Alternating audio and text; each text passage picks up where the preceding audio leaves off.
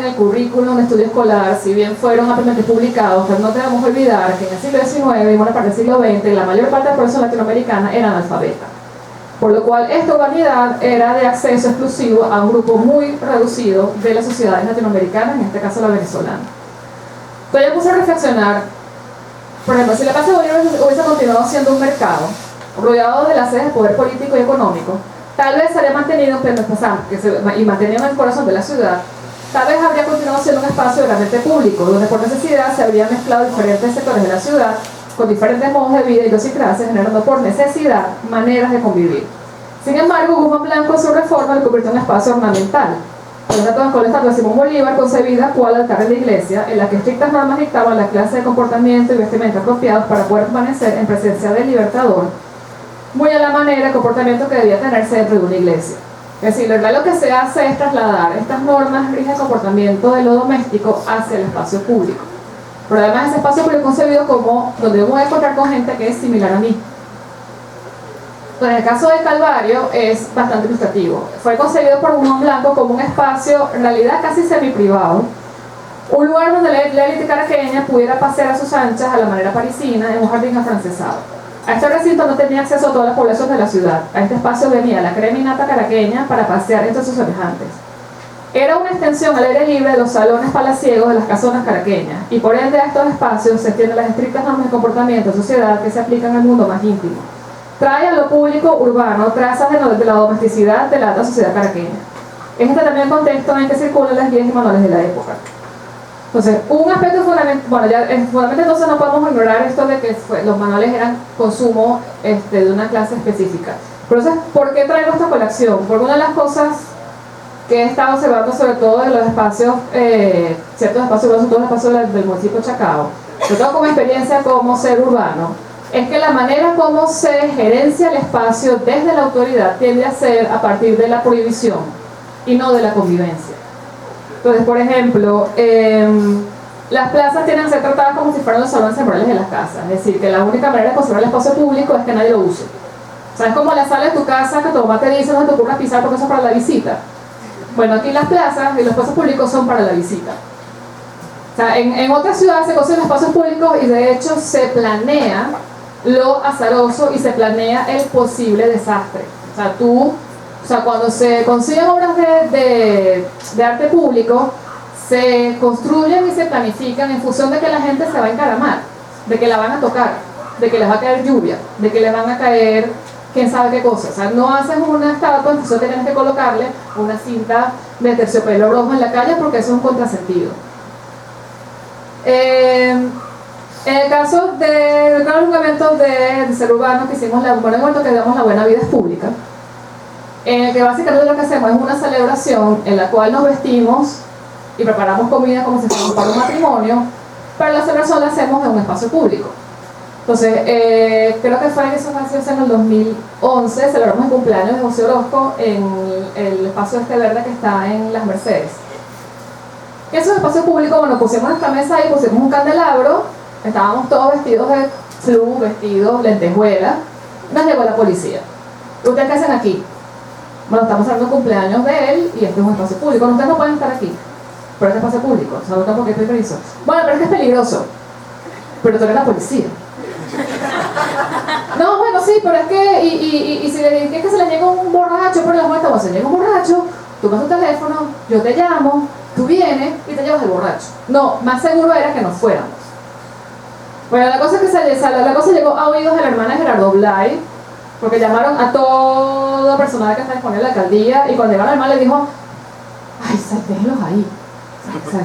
Claro, y nos quedamos ahí, pero... Entonces, claro, o sea, ¿por qué tener con un espacio que tengamos obviamente derecho de usar?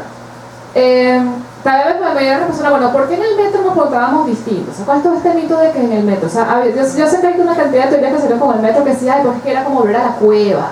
Y como tenemos algo primitivo, volver a la cueva nos hacía, no. O sea, yo creo que era porque en el metro, en sus inicios, teníamos una especie de carreño en altavoces.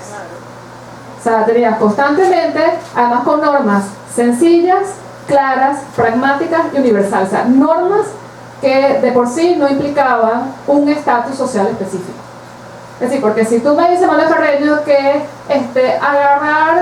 para el pescado se usa cuchillo tal y para la ensalada el primero, o sea, esto es un tipo de escena que yo no hago en mi casa. O sea, también me interesa esa temática, pero en cambio si es, o sea, hágase un lado para dejar pasar a la gente, eso es para todo el mundo, seas quien sea. Entonces yo creo que además el metro era una realidad completamente nueva para la gran mayoría de la población. O sea, era en la cual no existía ningún tipo de precedentes de comportamiento, por lo cual era también una necesidad poseer un manual que facilitara la navegación. Esta era una realidad tecnológica que era el metro, como lo fueron los manuales de etiquetas que surgieron en el siglo XIX para poder navegar esta nueva sociedad moderna.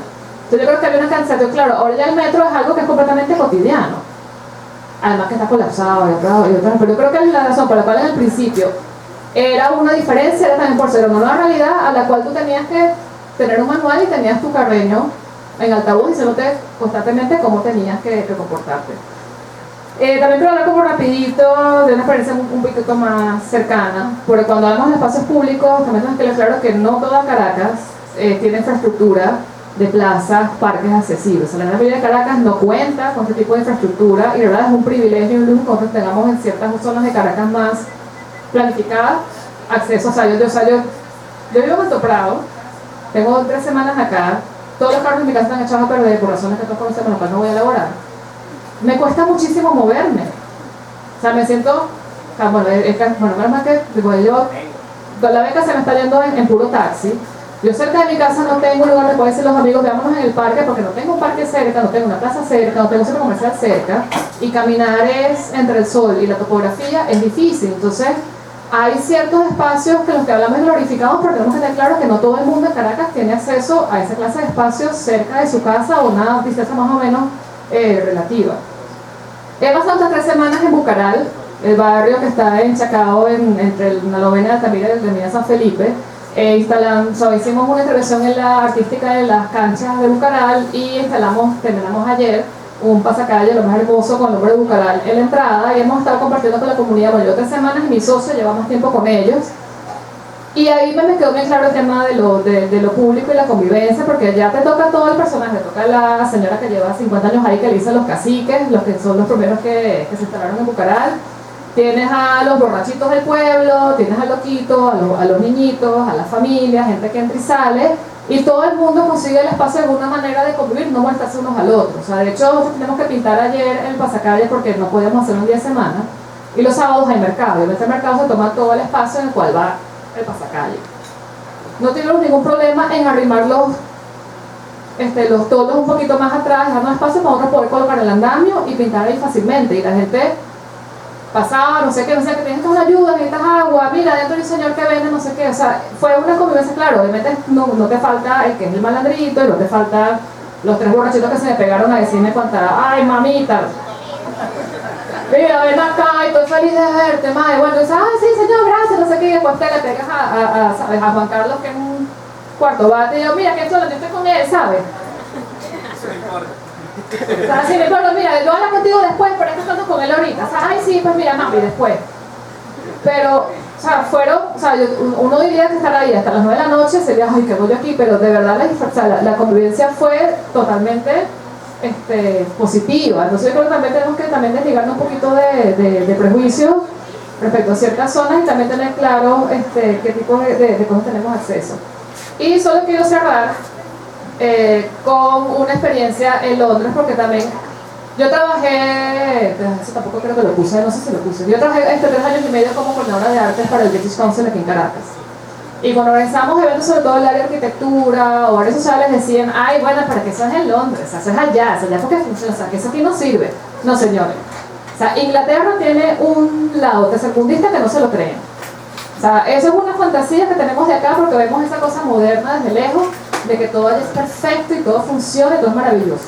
Además, Londres, por ser multicultural, tiene que lidiar con cosas tan fuertes o incluso más complejas y difíciles que las que tenemos que lidiar acá, porque por lo menos aquí tenemos todos un piso común. Bueno, el año pasado se me ocurrió ir a celebrar el Año Nuevo como buen ser humano en la calle en Londres. Yo ya hice el check, no, eso no lo hago más. Pero hay ciertas cosas que me quedaron muy claras. De momento, o sea, tú tienes millones y millones de personas entre locales y turistas que se van a toda la ribera del río Támesis a ver el espectáculo de fuegos artificiales en la calle. Eso implica una logística descomunal. Eso es la fórmula perfecta para cualquier tipo de desastre. Y yo creo que la clave está en la confianza en la autoridad. Y en que, por supuesto, tanto la autoridad local como la policía, bomberos, etcétera, planifican que la cosa sea lo más llevadera posible, pero también previendo a los loquitos, al desastroso. Entonces tú tienes unas reglas muy claras cuando vas a este evento. Te dicen, bueno, mira, los autobuses solo van a llegar hasta cierta cuadra, porque la idea es que de cierta parte del centro adentro todo se peatonaliza. O sea, los carros no entran. O sea, si incluso los autobuses te dejan en cierto perímetro, y de resto tienes que caminarte, si te toca caminar 10 cuadras, llegas a la avenida principal, que no me acuerdo cómo se llama la calle, The Strand, que va paralela al Támesis, y están predeterminados cuáles son las salidas hacia el río, las cuales tú puedes tomar, y la policía voluntarios guiándote. Y yo caminaba por la calle, o sea, yo tenía por lo menos alrededor 5.000 personas, de lo que yo pude como contar. Y tienes gente que te va guiando fácilmente, y una vez que llegas al espacio, respiras. Entonces tienes puestos tus baños públicos, tienen puestos lugares donde, y que todo el mundo sabe que tú llevas en el morral vodka, ron, vaso, hielo, etcétera, pero generas un espacio común porque todo el mundo quiere ver los fuegos artificiales. Ahora, si hay algún problema, tú sabes que está el policía, tú sabes que está la autoridad, pero no es como acá, represiva. Lo que ellos dicen, bueno, sí, o sea, hay gente sí que no debería votarse en el muro, gente que no debería hacer, pero yo no les puedo cortar su derecho de venir aquí a ver los fuegos artificiales. Yo estoy acá es para prevenir si veo alguna conducta rara o algún problema, intervenir, apaciguar y garantizar que todo el mundo pueda vivir su espacio como tal.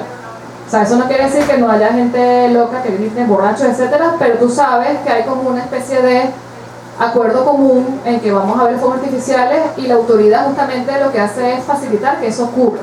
O sea, no como acá de que tienes que justificar tu presencia en el espacio público frente a la autoridad. ¿Por qué? Porque la autoridad ve los espacios públicos como el salón de la abuela, como una amenaza. Bueno, y eso creo que ya.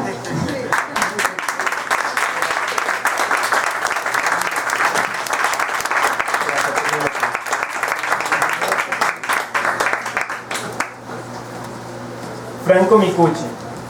Él es arquitecto de la Universidad Simón Bolívar de 1989 y de la Maestría de Arquitectura y Diseño Urbano de la Universidad de Harvard de Cambridge, 1992. En ambos obtuvo reconocimientos por sus trabajos de grado, mención de honor en la primera y premio a la mejor tesis de diseño urbano de 1992. Fue coordinador de la carrera de arquitectura de la Simón Bolívar entre el 2009 y 2012. Es profesor agregado del Departamento de Diseño, Arquitectura y Artes Plásticas en esa universidad desde el 93, así como de la maestría en Diseño Urbano de la Universidad Metropolitana desde el 95. Ha sido profesor contratado en varias universidades nacionales e internacionales. Su desarrollo profesional en Venezuela se ha desarrollado a través de la firma Micucci más Arquitectos Asociados, de la cual es director. Es miembro fundador y activo de la Fundación Espacio desde el año 2007, entre otros. Adelante. Buenos días. Buenos días, gracias por la invitación y por la convocatoria tan exitosa del grupo. Yo creo que el cable, tienes que... hay un código. Ahí va. Gracias nuevamente por la convocatoria, por la invitación y por la audiencia aquí presente. Por supuesto, por las magníficas presentaciones de Inés y Penélope, que hacen mi trabajo más sencillo para hacer.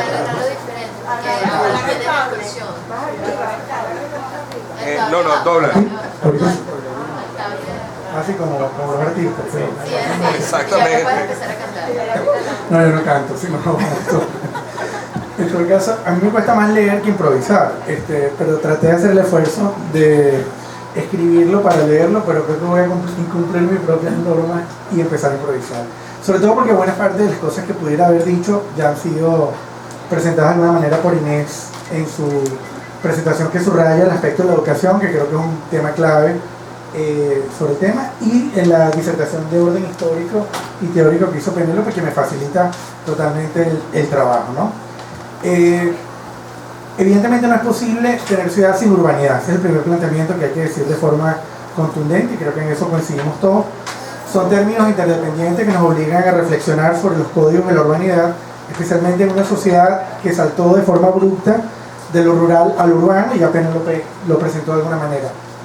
Digo esto porque evidentemente en el caso de Caracas y buena parte de la ciudad de Venezuela, nos tocó un siglo XIX donde las guerras de independencia, las pestes, las plagas, la guerra civil dejó prácticamente ciudades en ruinas, y no es sino con la aparición de la industria petrolera y el auge económico del país que nos convertimos, o que reconocimos nuestra condición de país urbano, y evidentemente el paso de ciudades que eran apenas pueblos en grandes metrópolis, como el caso de Caracas, en apenas 80 años, está lleno de contradicciones que son parte de la explicación de los problemas que tenemos que presentar y discutir acá.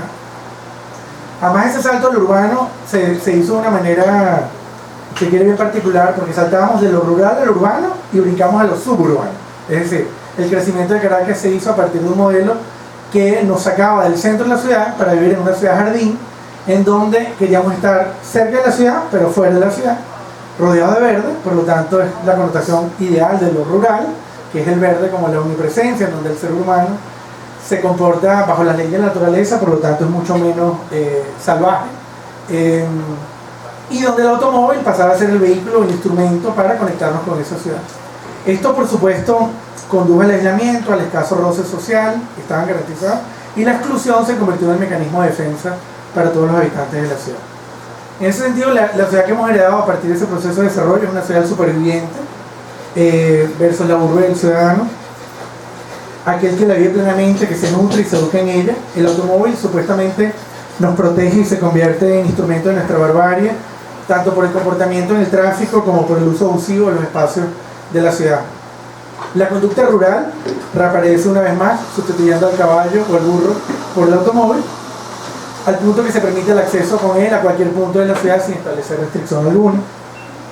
Esto que es objeto de regulación en ciudades notables como Londres. En el caso de Caracas se insiste en la necesidad de convencernos de que el automóvil es un signo de progreso. Evidentemente un país petrolero en donde la gasolina es más barata que el agua, se supone que el vehículo es la manera de resolver todos los problemas, y el tiempo no ha demostrado sino que eso es una gran falsedad, y realmente el automóvil se convirtió en el gran enemigo de todos los acontecimientos de la propia ciudad e incluso de los grandes problemas del espacio físico que vivimos. La noción del ABC o de las reglas que de alguna manera señalaba también Penélope y Inés a partir de esta noción de la educación constituyen, bueno, la base del entendimiento que lo público o lo colectivo siempre está antes que lo privado o lo individual, y por lo tanto para coexistir como colectivo tenemos que establecer reglas que nos imponen unas normas del juego que queremos jugar, que tienen que ver con el respeto al más débil, al más desfavorecido, al peatón, al niño, a la tercera edad, a todo aquel que no puede acceder posiblemente al automóvil como instrumento individual, responsabilidades sobre temas como los desechos, como un elemento que obliga a pensar la ciudad como un hecho progresivo, a una conducta racional frente al vehículo, el automóvil, la moto, el transporte, etc. Favorecimiento de los medios de transporte público como espacio de interacción y reconocimiento social. En ese sentido, todo esto conduce a lo que de alguna manera se señalaba en la presentación anterior sobre las buenas maneras y las buenas prácticas, que son dos aspectos que van absolutamente vinculados. Las buenas maneras siguen vigentes a pesar del esfuerzo que la visión práctica, utilitaria del espacio público ha hecho del ciudadano como un ser salvaje que busca sobrevivir dentro de la ciudad. La cultura del sobreviviente se refiere a aquel ciudadano que se protege de la ciudad, que se aísla de ella, pero se aprovecha de ella al máximo posible, pero que buscan, que es un aspecto que yo creo que hay que hacer trascender de las nociones de la forma de la vida en ciudadanía. Cuando uno va a un barrio, por ejemplo, ve a los niños salir de su casa impecablemente vestidos de blanco, con el pelo bien peinado, hay una aspiración de entender que somos tan ciudadanos como el resto, a pesar de que permanecieron durante mucho tiempo fuera del contexto de la ciudad, pero quizás son aspectos que se limitan a las nociones de la forma y no del fondo. Cuando uno analiza los procesos educativos a los que son sometidos muchos de esos niños, y donde la forma no es suficiente. La cultura en Venezuela no da para tanto como para hacernos creer que somos mejores personas porque tenemos una mejor apariencia. En el fondo, la noción de trascender en la forma del contenido tiene que ver, como decía Inés, sobre la noción de la educación. Esta noción ya de orden tradicional, donde los ciudadanos venezolanos cuidamos la imagen personal, la vestimenta, el peinado para afrontarnos al espacio de lo público, no necesariamente se acompaña una buena conducta ciudadana en la que la educación resulta fundamental. Sobre este aspecto hay antecedentes de campañas notables como las adelantadas por el célebre Renio Tolina, que buscaba crear conciencia sobre la vida en la ciudad, subrayando cosas que eran bastante obvias pero que no lo eran para todo el mundo, como la necesidad de cruzar la calle en el espacio del rayado, el del automóvil que tiene que respetar el derecho del peatón, sobre conductas ciudadanas del no tirar la basura en el espacio público, que parecen muy lejanas y más bien se han olvidado mucho más. En aquel momento seguramente eran más necesarias que lo que son hoy día, en una sociedad sobre todo que ha sustituido las viejas tecnologías de los manuales de Carreño por los instrumentos celulares o digitales, que no nos han convertido en una suerte de analfabeta funcional que utiliza el conocimiento para lo que le sirve, para conectarse a internet, averiguar casi cualquier cosa, pero que está desprovisto de las más elementales normas de convivencia, y en eso no hay estrato social que se salve, ¿no? En el fondo el salvajismo urbano, por decirlo de alguna manera, es universal y es democrático, es lo más democrático que hay en nuestra sociedad, donde todos buscamos sobrevivir llevándonos por delante al primero que comparte la camionetica con nosotros, o al que está en el tráfico o en la acera por igual, donde de alguna manera todos somos enemigos de alguien, el peatón de la moto del vehículo, el vehículo del autobús, y por lo tanto, para ustedes contar, donde el espacio público se convierte, digamos, en el campo de batalla para la subsistencia, y donde evidentemente el desmontaje de la cultura de la violencia parte de la construcción de este ABC, de las normas del buen ciudadano, donde, vinculando a esta idea de las buenas maneras, tiene que haber la idea de las buenas prácticas. Yo creo que las buenas maneras no son solo normas en letra muerta, tiene que haber una actitud más responsable de las instituciones sobre la construcción de buenas prácticas de ciudad, para que la norma no sea solamente auditiva o escrita, sino que el espacio público, en su propia forma de ser construido o diseñado, nos eduque como ciudadanos para interactuar y compartir de forma razonable. Es muy fácil pedirle a un peatón en Petare que cruce por el rayado peatonal cuando estamos hablando de 10.000 personas que están tratando de llegar al metro, en un espacio ocupado por el vehículo de forma a veces más irracional que el propio peatón, donde hay que entender que tiene que haber prioridades para cada espacio. Hay espacio para el automóvil, como la autopista, hay espacio para el peatón, como las aceras, y no podemos tampoco tratar de que cada espacio sirva para cualquier cosa. Cuando uno va a las Mercedes y trata de hacerle entender a una persona que se estaciona con el carro frente a un local comercial donde va a comer y a sentarse como ciudadano, y entiende que está irrumpiendo el espacio del peatón, y eso hay que aclararlo, hay un problema de fondo. Hay un problema de fondo que es por igual en Petare que en las Mercedes, por lo tanto, nadie está a salvo dentro de esta conducta. De lo contrario, lo único que impera es la teoría del vidrio roto, que es básicamente, en la medida que encontremos un vidrio roto en la ciudad y las instituciones no lo reparan, no se esfuerzan por sustituirlo, pues terminamos rompiendo mucho más vidrio y terminamos lanzándole mucho más piedras a la ciudad. En el fondo, uno lo puede vincular con ciudades como Nueva York, que sin duda tuvieron que luchar con fenómenos de la violencia, como el de la violencia, similares al nuestro, de otra naturaleza, en los años 80, y tuvieron que incluso inventarse campañas para construir el cerebro de New York como una estrategia de fortalecimiento de la identidad en ciudades, además de construcción de inmigrantes, es decir, una ciudad que nadie era de Nueva York, así como de Caracas, casi ninguno de nosotros es enteramente de Caracas, o es poco probable que alguien pueda decir o jactarse de ser caraqueño, y en el fondo es irrelevante, porque al final somos caraqueños porque vivimos acá, no porque hayamos nacido en ella. Y en el fondo las estrategias de Nueva York, a partir de sus propias instituciones, no eran solamente represivas, la cultura de policía que hablaba Penélope, sino eran conductas inductivas que buscaban el fortalecimiento de la construcción del espacio público desde la infraestructura, desde la estación del metro, la recuperación de las aceras, los parques, como una estrategia de fortalecimiento de lo público sobre lo privado. En ese sentido, el comportamiento de lo público en relación a lo privado, que tradicionalmente ha sido negado en Venezuela, siempre hablamos que de la puerta de la casa para adentro todo es perfecto, y la puerta de la casa para la calle es el territorio de la basura, la violencia, el caos, y pienso que de alguna manera hay que referirse a las literaturas especializadas que nos hablan de que como todo ciudadano tenemos tres cuerpos. El primer cuerpo, tres casas, si se quiere.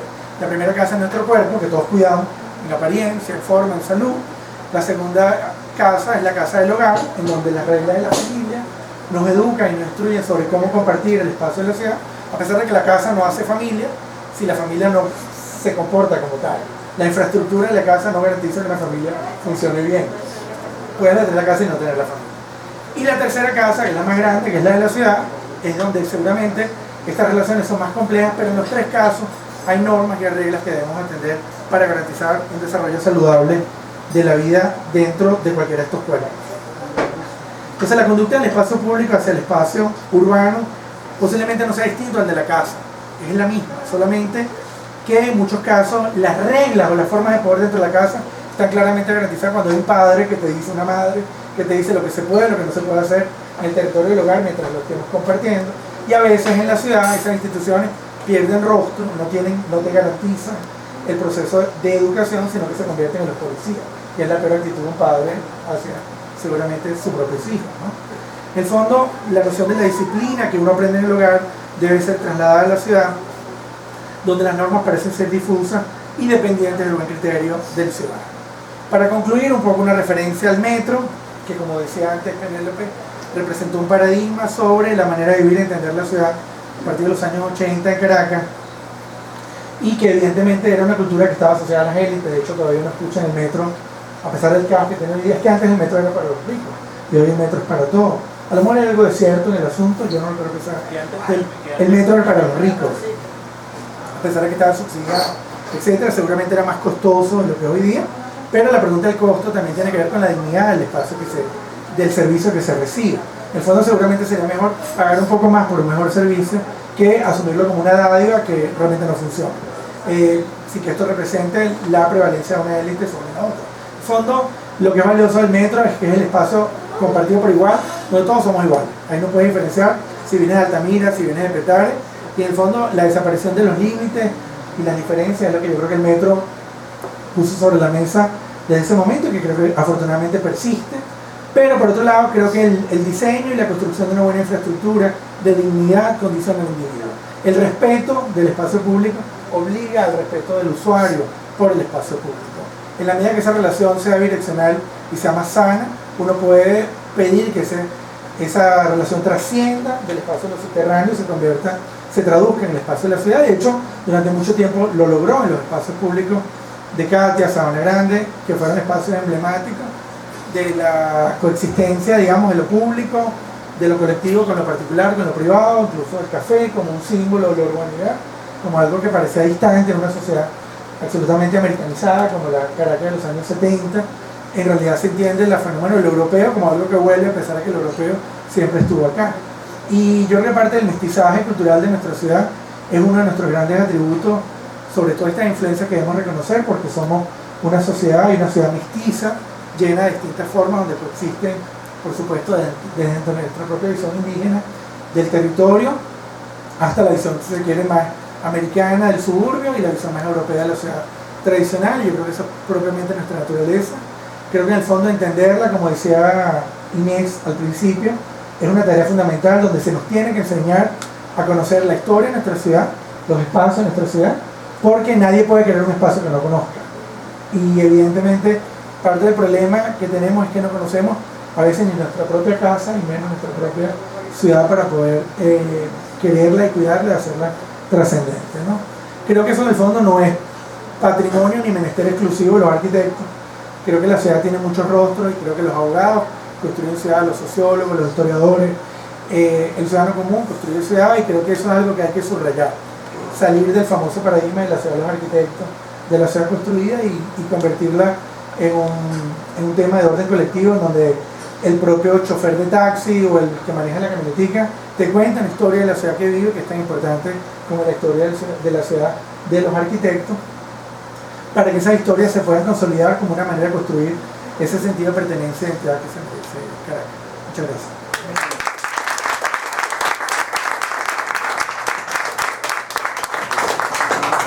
Gracias, Franco. Para abrir el periodo de debate y para un momentito, si quisiera, voy a llevar el derecho de palabra, así que los que quieran que vayan luego levantando la mano, pero quería aprovechar que lo último que dijiste acerca de la cultura de metro, y se ha remarcado entre los tres, porque ha sido paradigmático la cultura metro, porque precisamente es un espacio aparentemente de la no ciudad, pero que se respeta las normas que deben estar en la ciudad, y que apenas salimos a la superficie ya entramos al caos.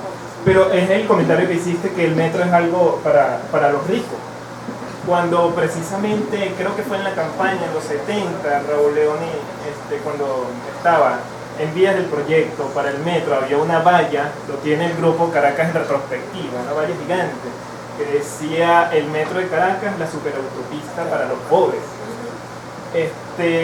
Y que vemos también esa condición de esa Caracas moderna muy americana que se construyó, pero también con muchos prejuicios en ella. Quería solamente decir una frase y quería saber sus respuestas como arquitecto, como disciplina, ¿no? Una frase de un antropólogo, Manuel Delgado Ruiz, que dice: la urbanidad es la ciudad menos la arquitectura.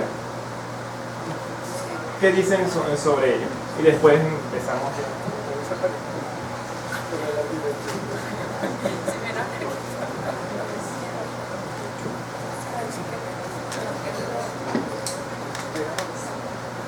Yo creo que es correcto, porque de hecho una de las cosas que yo mencioné en la presentación es que lo urbano se refiere justamente al modo en que tú vives la ciudad. Entonces, por ende, la urbanidad no depende del aspecto del edificio, de si es moderno, si es antiguo, depende justamente de un modo en la que tú vives y te comportas dentro de la ciudad. O sea, hablan de estilo de vida, de idiosincrasias, de creencias, de cosas que no son hechos tangibles ni construidos. O sea, así como decía Franco, que tener la casa no te garantiza la familia. La ciudad no te garantiza la urbanidad. Pero condiciones. Claro, o sea, ahora te la necesitas, o sea, las condiciones y evidentemente el tipo de espacio puede potenciar o un comportamiento caótico o un comportamiento civilizado. O sea, de hecho, bueno, eso es lo que hacer un comentario. O sea, yo vi la película Pelo Malo estando ya en Londres o sea, comentarios cinematográficos aparte, a mí la impresión que me da con la película es que Caracas es espantosa en la película. O sea, porque hay una Caracas que yo he podido vivir, que no vive la mayoría, que es una Caracas de espacios grises, de calles destruidas, de caos vehicular, donde no hay acera, donde todo es difícil, porque de hecho los pasos en los que se mueve el personaje de Pelo Malo, en el 23 de enero, Quinta Crespo, o sea, todas esas zonas, la zona Libertador, que no tienen espacios como no tienen una plaza. Entonces, yo creo que el crecer en un espacio así, en cual tú sales a defenderte de la ciudad, potencia un tipo de comportamiento que en otra potencia poder llegar a un oasis como esto, el poder sentarte un ratito, hablar con un amigo mientras esperas que llegue otro metro en la Plaza Altamira. Yo creo que hay una cosa que es importante dentro de la distorsión urbana que ha ocurrido en Caracas, un poco a partir de la aplicación de modelos seguramente no bien entendidos por parte de los planificadores en muchos casos, y que los arquitectos hemos sido responsables, tiene que ver con que el espacio público se convirtió en un destino, no en el instrumento de la ciudad. O sea, tú vas a la plaza como para simular que tú vives en la ciudad, no porque realmente vives en la ciudad. O vas al centro comercial para entender que tú perteneces a un grupo porque estás hastiado de estar encerrado en el espacio de una vivienda que tiene que reconstruir todos los atributos de la ciudad, y por eso los más felices se construye incluso su ciudad en miniatura, y son las famosas mansiones de los nuevos ricos que tienen desde plazas, parques, jardines, bibliotecas, gimnasios, porque tienes que abultar el programa para vivir en la ciudad. Y por lo tanto, la peor pobreza se conduce cuando tú, a diferencia de una ciudad quizás como París, puedes vivir en 15 metros cuadrados, porque la ciudad te ofrece todo lo demás que necesitas para vivir. Realmente tú no necesitas la casa. Y creo que Pelo Malo, independientemente de la buena arquitectura que tiene el conjunto de Villanueva, que son apartamentos absolutamente dignos, a pesar de la condición pobre media que pueda tener la familia, te obliga al encierro, porque la ciudad es un fracaso. Y más allá de la pobreza que se te presente, creo que el fracaso y el aislamiento es equivalente, vivas en 23 de enero o vivas en Urbina. El problema está en que la ciudad que se nos construyó es una ciudad que convirtió el espacio público en un accesorio, en un elemento que es como una ornamental y es como un símbolo, es un ícono que tú le añades a la ciudad, pero no es un elemento de relación inherente, más cuando tu espacio público es un ascensor, es un edificio de vivienda, y el sitio de reunión es el ascensor, donde apenas puedes decir buenos días, donde la planta baja está llena de carros, donde la calle obliga a traspasar 7 rejas para poder salir de la propia vivienda, donde ya el niño está condicionado a la cultura de la prisión, y la prisión es parte inherente de nuestra propia forma de vivir la ciudad, y el espacio público no ha tenido esa capacidad sanadora para contar anécdotas. Yo creo que quiero complementar, no voy a decir el municipio ni el alcalde porque me parece mal gusto, pero me pasó en una plaza en donde estaba prohibido jugártelo, y me tocó ver a un policía regañando. ¿La plaza Bolívar de Chachao? No, la plaza de los palos, que se pasó por los palos. Uy, también. Sí. Y el niño, no, lo más lamentable del hecho fue que era un niño como de 4 o 5 años con su pelotica y su papá iba a jugar pelota y el policía le dice que no puede jugar pelota. El niño se echa en llanto, ¿cómo no puede jugar en el espacio público? Porque evidentemente no eran unos teenagers que iban a hacer la caimanera en la plaza, que es lo que realmente atentaría con el espacio público, que es la privatización del espacio público, que puede ser incluso una clase de yoga, aunque sea más romántica, es igual de nocivo que, o sea, igual de exclusivista, ¿no? Entonces, ¿por qué el niño no puede jugar con la pelota en el espacio público como un acto de libertad en su propio espacio? Y nos tocó a otro arquitecto amigo y explicarle al policía que las normas hay que saber interpretarlas. Porque el problema no es ni siquiera la norma. Cuando la norma dice que no puede jugar pelota es porque no puede haber más partidos fútbol en la plaza de los Palos Grandes. Y eso es lo que te están diciendo. No es que el niño no puede venir él solo con su pelota a jugar con su papá en el espacio público de la casa. Entonces yo creo que hay unos temas allí que tenemos que revisar todavía muy a fondo. Porque somos una cultura, yo creo que ni siquiera moderna, premoderna y simulándonos la modernidad. O sea, bueno, pasamos el alpargata al tacón alto y nos creímos que eso cambiaba, que obviamente seguimos igual. Y en el fondo, porque además no entendimos que la alpargata es tan digna como el tacón alto y eso no te va a hacer ni más urbano ni menos urbano. Porque la arquitectura tampoco te lo garantiza. La famosa anécdota de Pérez Jiménez cuando inauguran el aula magna, que las oligarquías de la época decían, bueno, qué desastre este gobierno que inaugura un edificio sin estar frisado, porque estaba en concreto obra limpia. Bueno, y es que el fenómeno era exactamente el mismo. O sea, el problema de la alpargata del tacón alto no era solo para las clases menos favorecidas, era que ninguno entendió lo que la modernidad significaba y nos tocó sobrevivir. Otra pregunta, comentario, me encantaría el público más que nosotros. Buenos días, mi nombre es Cristina Silva, soy arquitecta, dar las felicitaciones a Inés Género Franco. Me van a permitir un poquito para hacer como un poco breve. Inés habló sobre los lugares turísticos versus los lugares de ciudad. Muchas veces es cierto, somos turistas de nuestras propias ciudades porque quizá conocemos apenas la organización donde nos medimos y más en un tiempo donde creo que los muchachos que tienen menos de 20 años, los que viven hacia del CCT hacia el este, conocen hacia el CCT, hasta el CCT, quizá los que viven hacia el oeste por cuestiones de supervivencia y cuestiones de vida sí conocen desde el oeste hasta Petare.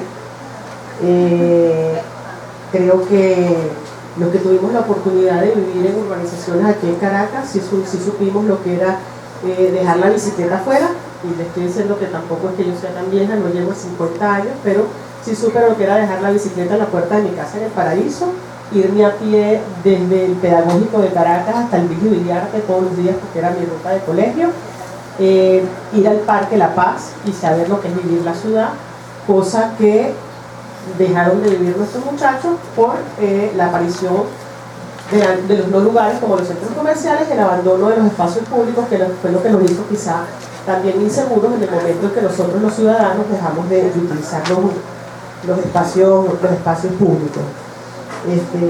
Inés también habló de las interconectadas peatonales y no peatonales que tuvo cuando estuvo en Boston.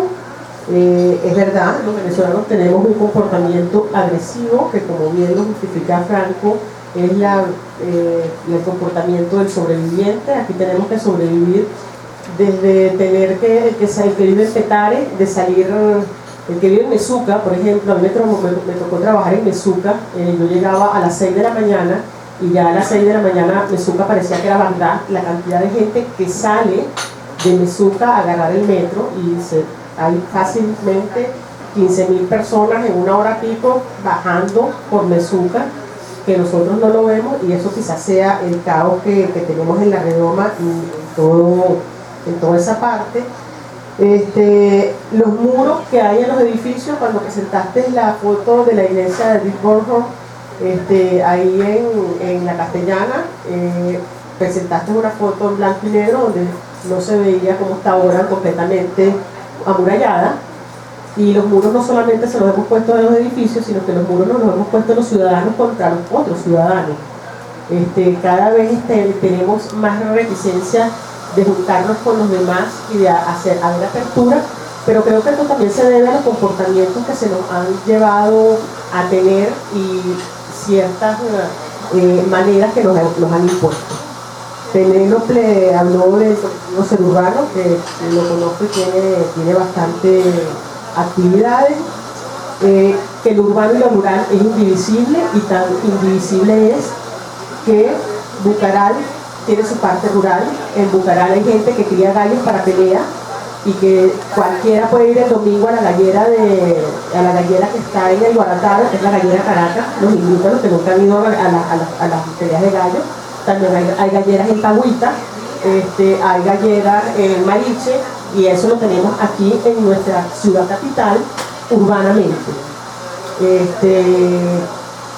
Hubo la experiencia moderna para las élites y se crearon el manual de Carreño y esas normativas. Ahora tenemos otras normativas. Tenemos a Titira Pensiri, que nos dice cómo vestirnos, Naga, Margarita Sí, cómo comportarnos, y cambiamos entonces unos manuales de urbanidad por otros, porque antes las normas de etiqueta eran una. Ahora quizá por el cuánto tienes, cuánto vales, las normas son las normas de cómo vestirnos, pero no nos dicen cómo comportarnos.